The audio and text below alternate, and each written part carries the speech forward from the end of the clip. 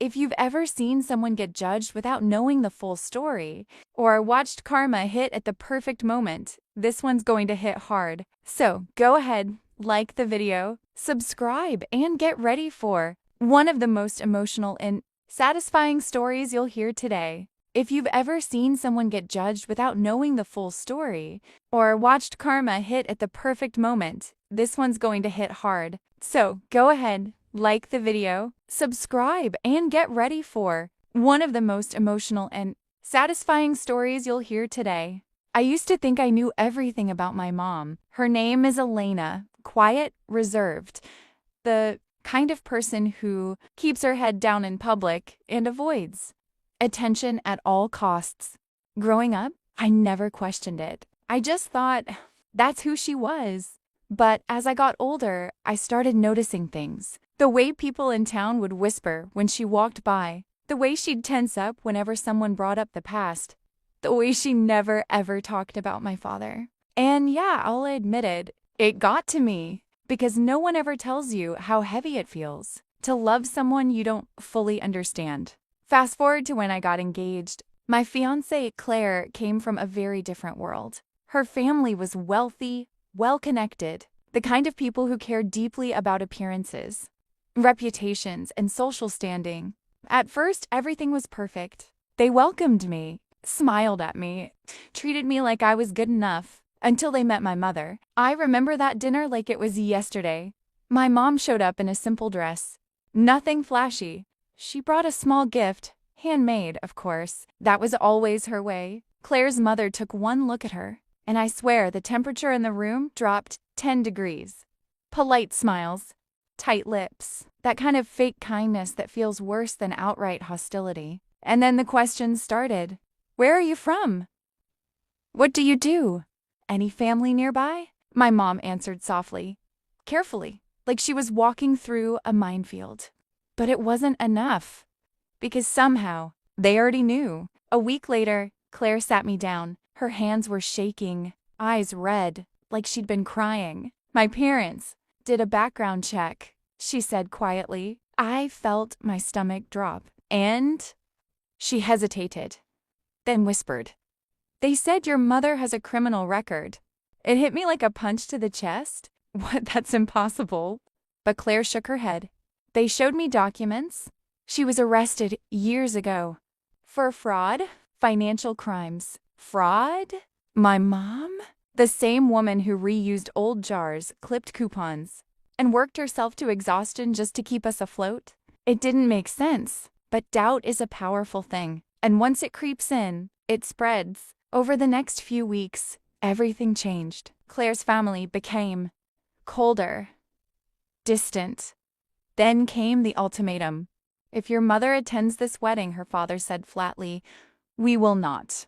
And just like that, I was forced to choose my future or my past. I went to my mom that night. I remember standing in her doorway, my chest tight, heart racing. Mom, is it true? She didn't ask what I meant, didn't deny it immediately. She just looked down. And in that silence, I got my answer. I did what I had to do, she said quietly.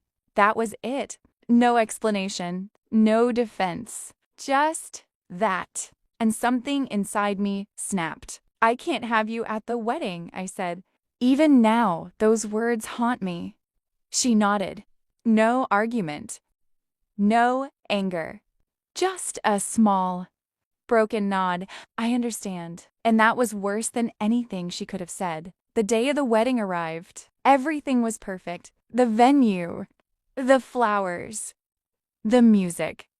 Claire looked stunning. Her family looked proud. And me?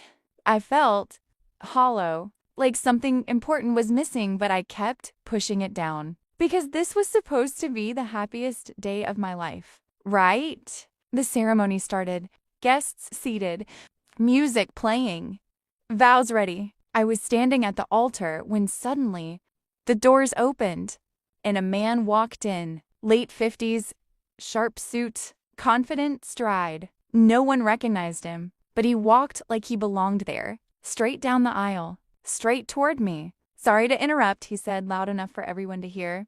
Murmurs spread through the crowd. Claire's father stood up immediately. Excuse me, this is a private event. The man raised a hand. You're going to want to hear this. Something in his voice made everyone stop, even me. He turned to me. You're Elena's son, right? My throat tightened. Yes. He nodded slowly. I owed your mother a debt. A big one, and I think it's time you knew the truth. The room went silent. You could hear every breath, every shift, every heartbeat. She didn't commit fraud for herself, he continued. She did it for you. Confusion hit me like a wave. What are you talking about? He reached into his jacket and pulled out a folder. Years ago, he said you were very, very sick, life-threatening. My heart stopped. I had vague memories, hospitals, machines, but I was too young to understand. The treatment you needed wasn't covered. It was experimental, expensive, more money than your family could ever afford. My stomach twisted. And I know this, he added, because I was the one who denied the funding request. The air left my lungs. Your mother begged, he said, cried, did everything she could, but the system said no. He paused, then looked me dead in the eye. So, she found another way. My hand started shaking. She accessed accounts she shouldn't have, moved money she didn't own, all to pay for your treatment. Gasps echoed through the room. She knew the consequences. She knew she'd get caught. He took a step closer, but she didn't care. My vision blurred. She saved your life, he said quietly. And she paid for it with her freedom, her reputation, everything. Silence. Heavy, crushing silence. I couldn't breathe, couldn't think. All I could see was my mom sitting alone at home, believing her son was ashamed of her. I was wrong back then, the man continued. I should have helped. So I made sure the truth was documented. He handed me the folder. Everything is in there. Medical records, financial trails, court transcripts. My hands trembled as I took it. I came today, he'd said, because no mother who does that deserves to be hidden. And then he turned and walked out. The room erupted. Whispers, shock, disbelief. Claire looked at me, pale. Is this true?